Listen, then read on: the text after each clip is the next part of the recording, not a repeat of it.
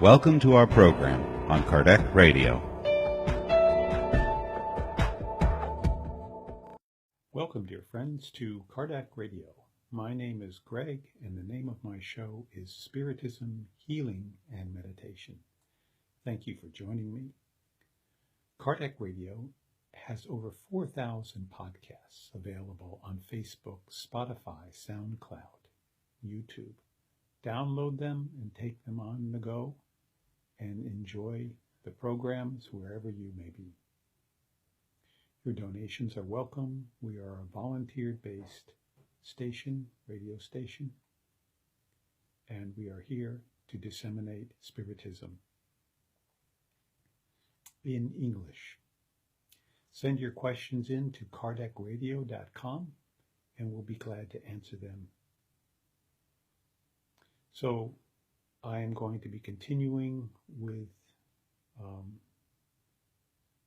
a reading that I started last time, which was from the Spiritus magazine number 52 on Mother Mary. But before we continue, I would like to ask you, if you can at this time, to close your eyes and let us have a short prayer to align ourselves with God. Heavenly Mother, Father, God, Master Jesus, Mother Mary, spiritual mentors of Kardec Radio, thank you for this opportunity for us to gather together for yet another brief moment of enlightened prayer and verse. Help us derive the maximum out of these short visits. Bless the listeners and bless the speaker to speak and hear truth. May we be elevated to a higher level. May our hearts open up in love. May our body and our perispirit settle in comfort and peace. May the peace of God descend upon us with each word that is spoken and heard. Thank you. So this is a continuation. If you haven't heard the first part, I would suggest that you go back to hear the first part, because I'm going to be reading the second part of this section. Let me give you the name of it's by the Spirit Umberto de Campos, by the medium Chico Xavier, and it is simply called Mother Mary. It's from the book Boa Nova, Good News, and we will begin at this section here. After the apostles dispersed to different places for the dissemination of the good news, Mary moved to Bethany, where a few close relatives were waiting for her with special devotion. Years passed by, silent and sad due to the anguished longing of her heart. Taken by great unpleasantness, Mary observed that the memories of the beloved Son were quickly transformed into elements of rough discussion among his followers. In Bethany, they pretended to uphold a certain degree of spiritual aristocracy because of the blood ties that kept Mary there and the bonds that linked her to Joseph. In Jerusalem, Christians and Jews battled with vehemence and acrimony. In Galilee, the old, simple, and lovely cenicles of nature were sad and empty. For that loving mother, whose worthy soul observed the generous wine of Canaan, became transformed into vinegar of martyrdom, time and always signaled a greater longing in the world and a hope ever more geared towards heaven. Her life was ceaselessly devoted to the rosary of immense longing for her most beloved memories, everything that the past edified in her inner world was relieved in the screen of memories, with minutiae only known to love, and they fed her giving nectar. Then they fed her life-giving nectar.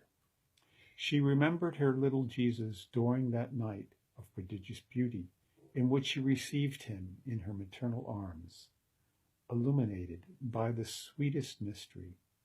She also heard the bleat of sheep that came hurriedly to gather round the crib that was created impromptu.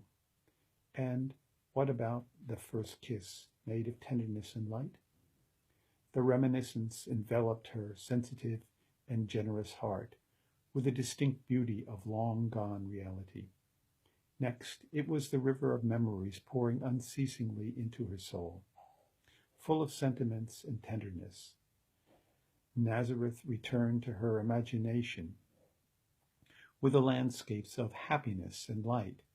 There was the simple house, the friendly spring, the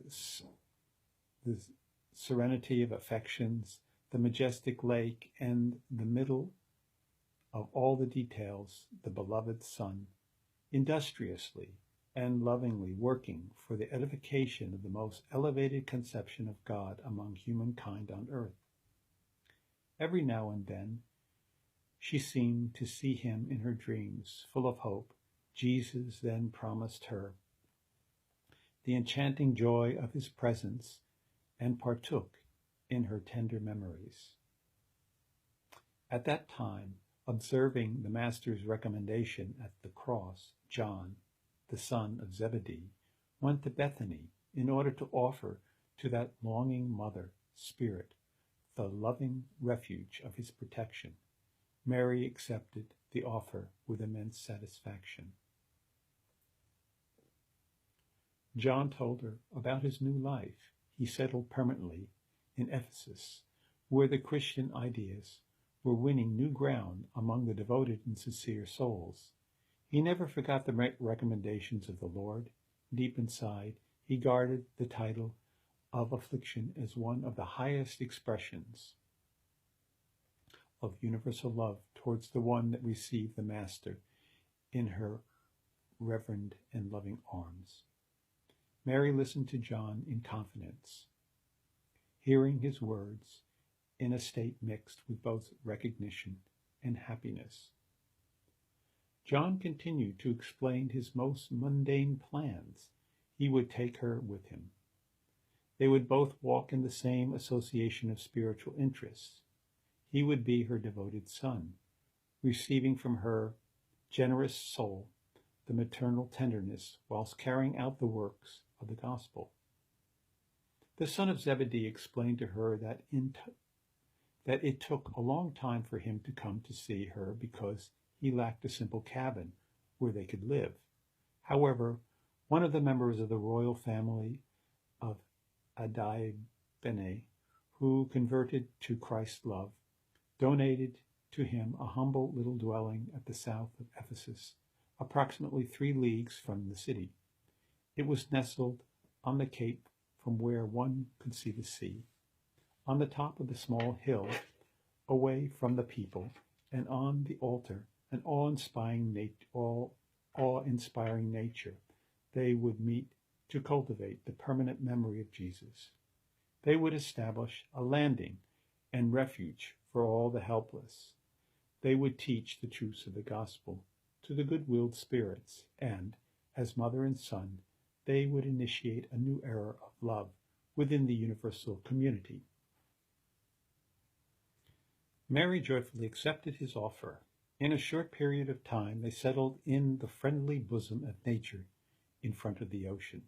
Ephesus was a little far away. However, all the surrounding neighborhoods were populated with a new cluster of joyful and modest dwellings. In a matter of weeks, John's home became the meeting point of lovely assemblies where humble and sincere spirits worshiped the memories of the Messiah. Mary externalized her memories. She spoke of Jesus with maternal longing, while the apostle commented on evangelical truths of his teaching in the gratitude for the lessons received therein. Many times the meetings only ended late at night when the stars were the brightest, and that was not only it. After a few months, long lines of needy congregated at the generous and simple dwelling.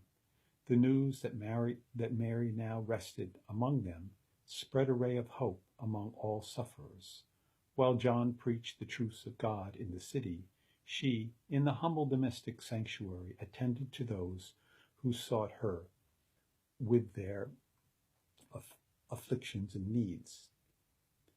Their simple cabin was then known by the name Home of the Blessed Mother. The name had its origin in one certain occasion when a miserable leper, after having his wound cared for, took her hand and whispered, "Madam, you are the mother of our Master and our Blessed Mother." This appellation of Mary became rooted within all spirits who did not owe her a maternal word in the hardest moments. John solidified the general sentiment, stressing that the world would be eternally grateful to Mary because it was due to her spiritual grandeur that God's emissary was able to penetrate the dark and pestilent atmosphere of the world to balsam the sufferings of all living beings. In her sincere humility, Mary skirted the loving homage from Jesus' apostles. However, that final confidence with which they associated her presence was for her soul a tender and delightful treasure of the heart. The title of maternity caused her spirit to vibrate the sweetest hymns. Daily, Mary helped the less fortunate who begged for spiritual assistance. They were in the unsteady and hopeless elders that came to listen to her, comforting and affectionate words, the sick who evoked her protection, the unfortunate mothers that asked for the blessing of her affection. My mother once said, the most anxious, "How will I be able to overcome my difficulties?" We feel abandoned on the dark road of life. Mary gave him a loving gaze out goodness, revealing the tender dedication of her maternal spirit in its entirety. "This too shall pass," Mary said affectionately. "Only the kingdom of God has the eternal realization of the celestial love is strong enough to never leave our souls." Her thoughts softened the pain of the most desperate, brightened the bleak thoughts of the most overwhelmed.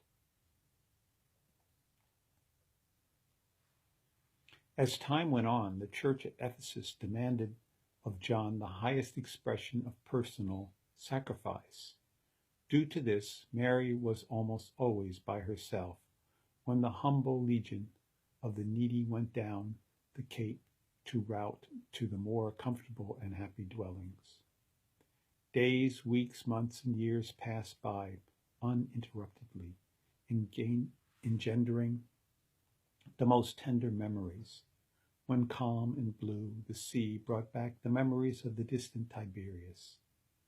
In the air, one could detect the subtle perfumes that filled the soul of the afternoon when her son, whom she did not forget for one moment, used to gather the beloved apostles, transmitting to the heart of the people the gratefulness of the good news.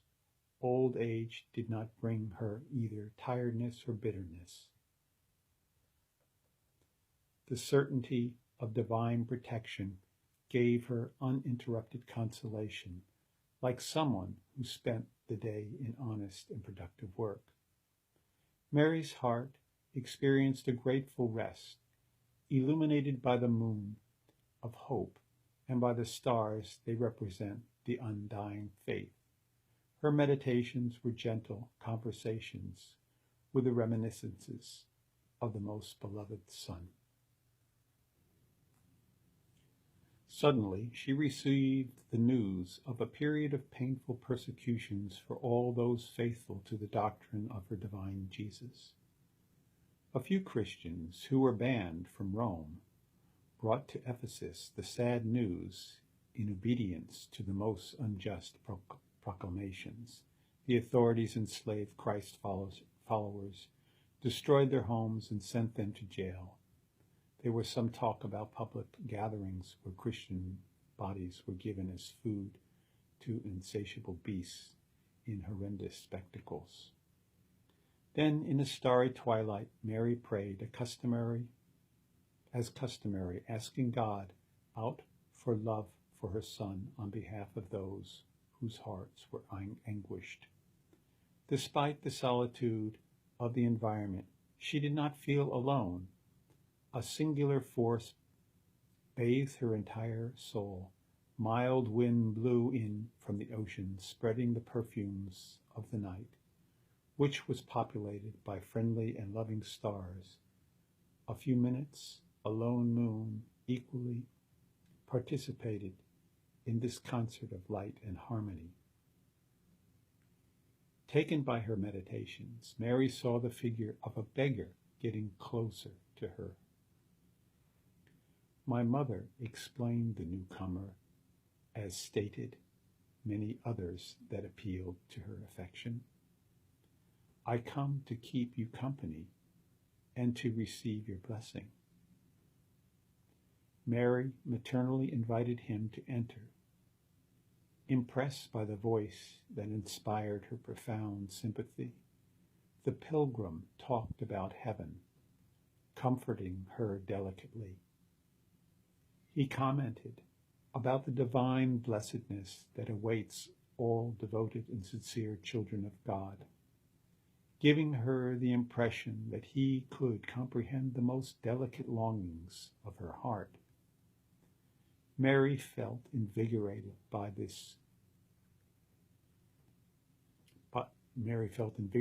his moving and surprising presence. Who was this beggar that calmed the most secret afflictions of her longing soul, and with such sweet balsams? Nobody has come to her to give her anything. It was always to ask her for something. However, that unknown traveler poured out her the most sacred consolations. Where had she heard such sweet and loving voice in other times? Which emotions, which were those that made her heart beat from such tenderness? Her eyes moistened with happiness. However, she was unable to explain the reason for her emotionality. It was then that the anonymous guest extended his generous hand and spoke to her with profound love. My mother, come into my arms. In that instant, she took the noble hand that were offered to her in a gesture of the most beautiful tenderness. Taken in by profound emotion, she saw in them 2 wounds as the ones that her Son had had, the cross. Instinctively, looking anxiously at the feet of the friendly pilgrim, she also saw the wounds caused by the torturous thorns. She could contain herself any longer. Understanding the loving visit that God had sent her, she explained with infinite happiness, my son, the wounds that they gave you. Leaning towards him as a loving and devoted mother, she wanted to be certain by touching the wound that was caused by the last arrow close to his heart. Her tender and caring hands, driven by the maternal care, embraced him in the shadow, touched by the moonlight, searching for the wound that was responsible for so many tears. The lateral wound was also present under the caring touch of her hands. She could no longer contain her intense joy. In an impulse of love, she made a movement that suggested that she would kneel. She wanted to embrace Jesus' feet and kiss them with tenderness. However, he stood up and enveloped her in a halo of celestial light. He knelt in front of her feet and, kissing her hand, he said in loving tone, "Yes, Mother, it is me. I have come to take you because my Father wants you to be the Queen of angels in my heaven, in my kingdom." Mary staggered, taken by the inexpressible happiness. She wanted to tell him about the happiness, to express her gratitude to God. However, her body felt paralyzed as she heard the echo of the delicate greeting of the angel, which surrounded like 1,000 tender, loving voices amid the harmonious melodies of the heavens. On the following day, 2 other humble messengers went to Ephesus, from where they returned with John to tend to the last moments of the one that was devoted, most sacred Mother. Mary did not speak any longer. In an indescribable expression of serenity, for long hours she waited for the rapture of the last links that linked her to the material life. Dawn was unfolding its beautiful fan of light when that chosen soul rose from earth, where so many times she cried of happiness, of longing, and of hope. She did not see her beloved Son, who would certainly be waiting for her to greet her in his kingdom of love, but large crowds of angelic entities surrounded by singing hymns of glorification. Feeling the sensation of moving away from this world, she wished to see her favorite place in Galilee once more. Her wish was enough to take her to the region of the lake Gennesaret, with all its splendor and beauty. She revealed all the scenes of the apostolate of her Son, and only now, looking from the top of the mountain, could she see the Tiberias, with their soft contours, presenting themselves in the most perfect form of a lute. She remembered then that from the instrument of nature, Jesus sang the most beautiful poem of life and love in honor of God and humanity. Those calm waters, daughters of the rough and calm Jordan River, were the sounding chords of the evangelical hymns. Sweetest happiness invaded her heart. Then the spiritual caravan was ready to depart. When Mary remembered the apostles persecuted by the cruelty of the world, she wanted to embrace those who stayed behind in the valley of shadows. Emitting such a thought, she spawned a new impulse in the spiritual crowds that followed her closely. Instantly, her gaze was directed to a proud and wonderful city spread out over the mountains, decorated with carriages and monuments that caused her to be astonished. The richest marble covered the most magnificent public streets, where patrician women walked back and forth, showing off their pelts and precious stones, supported by miserable slaves. A few more moments later, Mary's gaze discovered an imprisoned crowd in dark dungeons. She entered the dark prisons of the Esquiline, where hundreds of bitter faces were displaying atrocious suffering. The condemned people experienced unknown consolation in their hearts. Mary approached each one of them. She participated in their anguish and prayed as they prayed. The martyrs were full of suffering and trust. She felt like the mother of that assembly of tortured ones who suffered from the injustices of the world. She spread the merciful rays of her spirit among those pale and sad faces.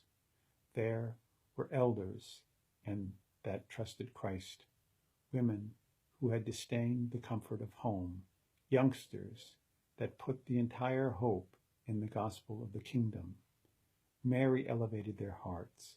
Before leaving, she sincerely wished to leave to the downcast spirits a lasting memory. What did she have to give to them? Should she beg God for their freedom?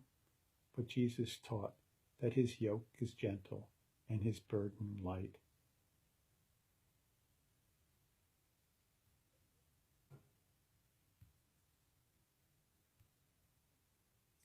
It seems as if enslavement with God would better than any false freedom in the world retreats. She recalled that her son left behind with the beloved apostles the strength of prayer as an incontestable power. Then she prayed to heaven for the possibility of leaving to the oppressed Christians the power of joy.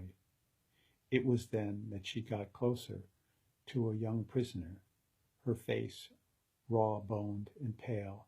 She then whispered in her ears, "Sing, my daughter. Let us take heart. Let us transform our earthly pains into heavenly joy." The sad prisoner would never be able to understand why she was taken by such emotion that made her heart suddenly vibrate. With ecstatic eyes, she contemplated the illuminated horizon through its powerful bars, unaware of the reason for her joy. She then sang a hymn of profound and tender love to Jesus, through which she translated her gratitude for all the pains that were sent to her, transforming all her bitterness into consoling rhymes of joy and hope. In a few moments, her melodious chant was followed by hundreds of voices that were crying in the dungeons, waiting for the glorious testimony. Soon the majestic caravan transported to the kingdom of the Master, the most blessed among women. Since that day, the followers of Jesus have sung on earth during their toughest times, expressing their heartfelt enthusiasm and joy, inspired by the sweet heritage of our most sacred Mother. For such reasons, brothers and sisters of mine, when you hear the hymns of the temples of the diverse religious families of Christianity, do not forget to harbor in your heart a soft silence, so that the majestic rose of Nazarene can spread her perfume. And that is from Boa Nova, Good News by Humberto de Campos, through the psychography of Chico Xavier. And we thank you, Chico, for bringing us this beautiful message from our beloved Mother Mary.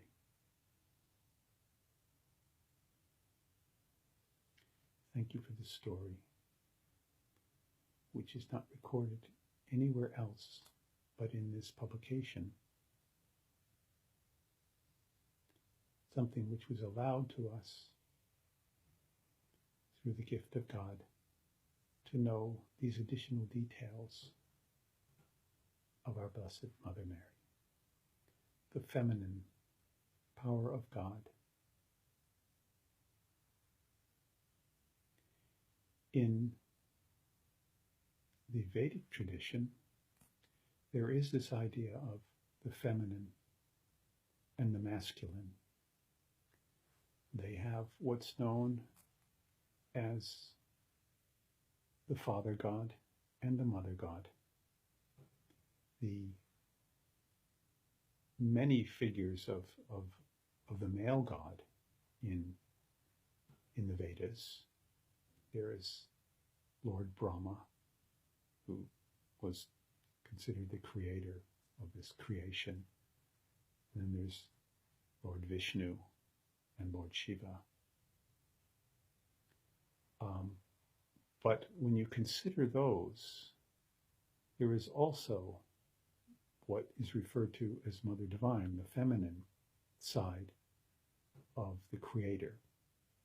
And that feminine side has the most power in creation. What is referred to as Mother Divine, there are three aspects. There's Lakshmi, Saraswati, and Ambaji or Durga, different aspects of the three. The Mother Divine is said to be, in the creation, to be the most powerful and to lie at the subtlest aspect, and if we want to see it, the deepest, the most eternal. And we see this expression in the Christian Spiritist movement with the adorations of Mother Mary, and how through her loving heart she resides and helps in the dark regions, or I should rather say she visits the dark regions often to help those souls which are suffering so. And it's through prayers through her that quite a lot of miracles are made. So we thank Mother Mary. We invite you to stay for the healing part of this program, of which the end of it, the healing and meditation part, which the end of it, I sing the Schubert Ave Maria with beautiful guitar accompaniment. So we invite you to that. Thank you, dear friends. May the blessing of God be with you. And may you always feel the love of Mother Mary as well.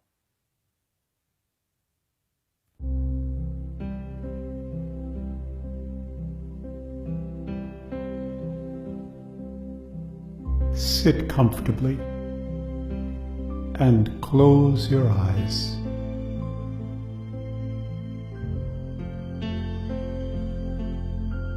Purifying the heart and mind before a healing prayer, as described by the Spirit Father Eustachio, who was a healing medium when alive on earth. This through the hands of psychography of Chico Xavier.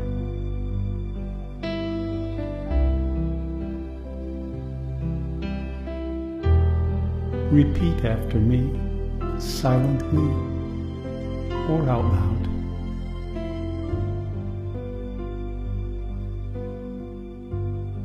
Visualize the person or people who have hurt you. Look into their eyes and say to them,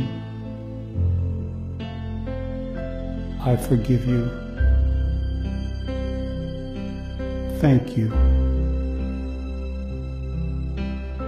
I love you. See yourself hugging them.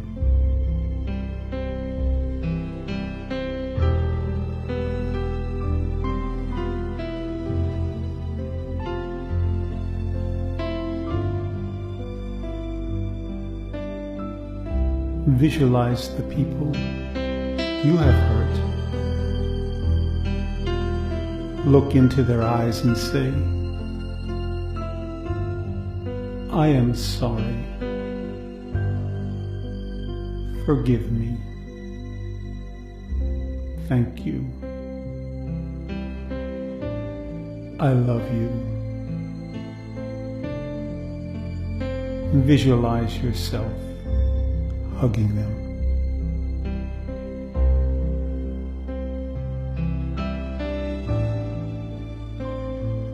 Now visualize yourself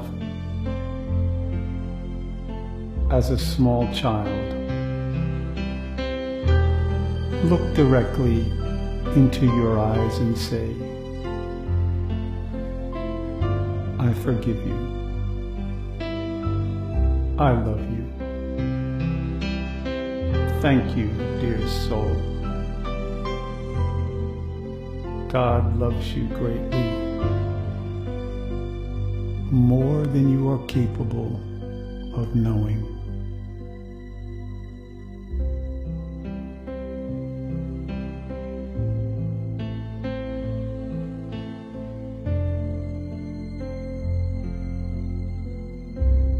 The healing prayer.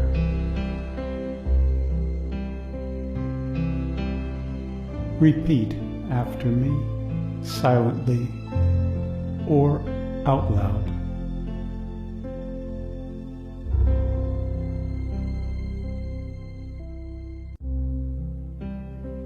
Dear God,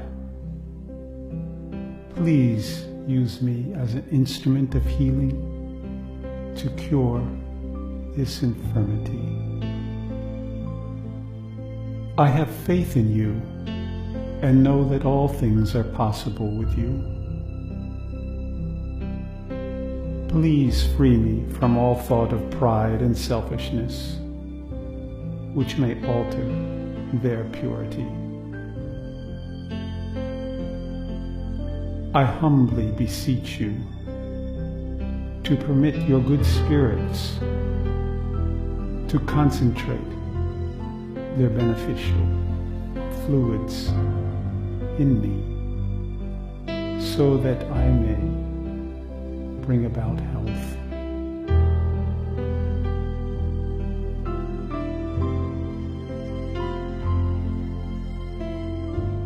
Let us visualize a shower of God's healing light being poured over the diseased or damaged area.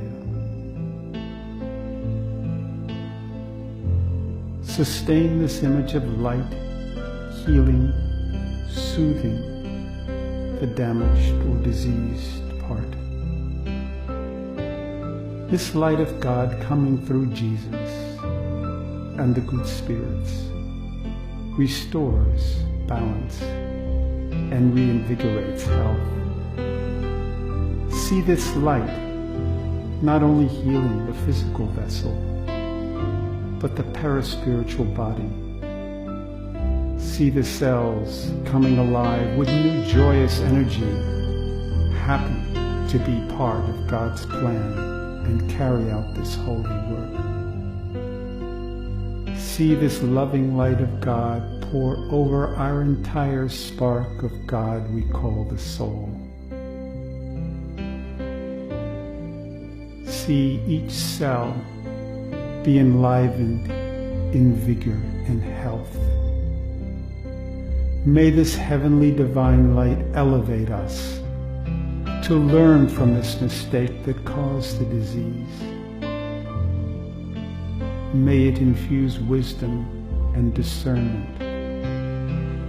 so that future thoughts and actions do not cause harm to myself or any other dear soul.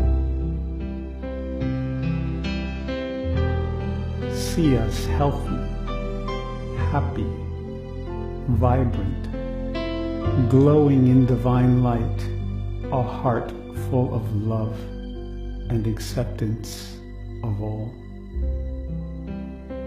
Thank you, Holy God. Thank you, Blessed Jesus. And thank you, good spirits that are sent by God for this healing. Thank you for this healing. Thank you. Thank you.